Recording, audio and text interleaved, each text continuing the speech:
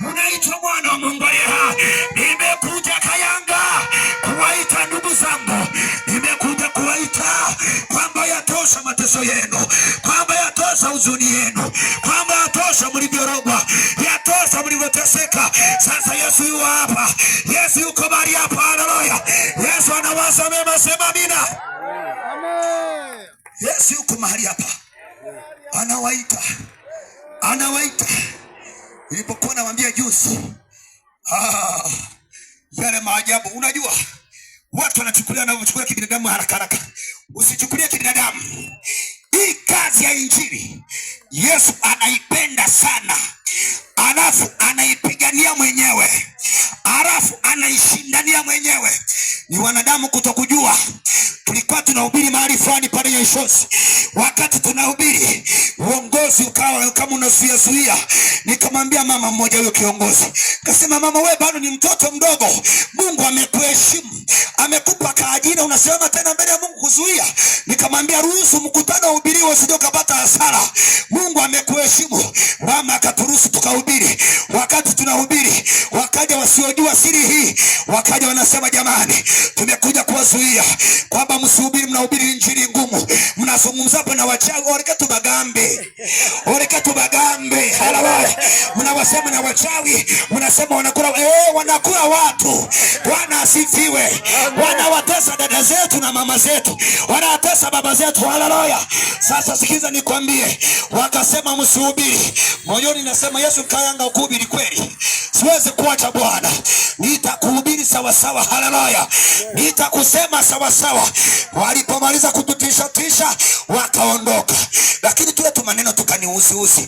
Wakati tumeniuzi nikasema, Yesu, nilikuwa nimesahau. Yesu wewe, Yesu wewe, hii kazi ni ya kwangu, ni ya kwako. Bwana, kama ni ya kwako. Nilibomba mambo machache, sikusema mengi.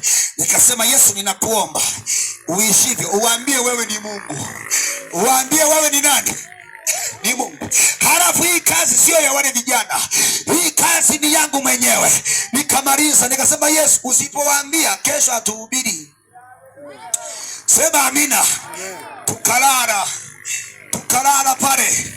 Tulikuwa hapa na mtumishi wa Bwana, huyu alikuwepo. Tukalala usingizi wa baraka. Saa 8 za usiku mvua ikanyesha, ikakunguta, ikaja na upepo ukapita dirishani. Nisikize niende kumalizia. Ukapita dirishani, umepita dirishani, tukahamisha kwa sababu ile kambi la injili tulikuwa tumelala upande huu na palikuwa hawajaweka kioo. Sasa tukahamisha, tukaweka upande huu. Wakati tunahamisha, palipita radi moja hatari. Radi ikapiga, watu tulishika mioyo hivi, tukashika mioyo kidogo hivi. Sasa umeme wetu kakatika, tulilala gizani usiku ule. Huku maeneo mengine ukarudi. Sasa sisi ni wageni, hatujui circuit breaker iko wapi. Kwa hiyo tunashangaa tumele gizani. Tukawasha tu simu yetu tule, tukanokia tule, tukawasha. Sasa tunakaa hapa, tukalala mpaka morning asubuhi. Asubuhi tunaamka, tumejichokea zetu. Tuna shida gani kwani? Yaani tukiwa tunahubiri hapo, sifikiri tuna shida. Ndugu zangu, tumekuja kuwatafuta rafiki zetu. Amen. Asubuhi, haleluya, kama majira kama ya saa 3 tukasikia pale kijiweni wanasema, abarokole mubarikiwe bahubiri, hacheni wale vijana wahubiri. Amen. Wanauliza kwa nini? Wakasema wale viongozi watatu walienda kuwazuia, mnawafahamu? Tunawajua.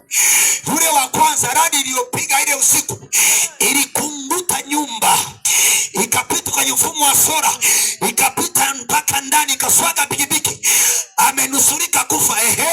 Ikaondoka mpaka kwa yule kiongozi wa pili, naye ikapiga ndani, yani inatafuta wale watu.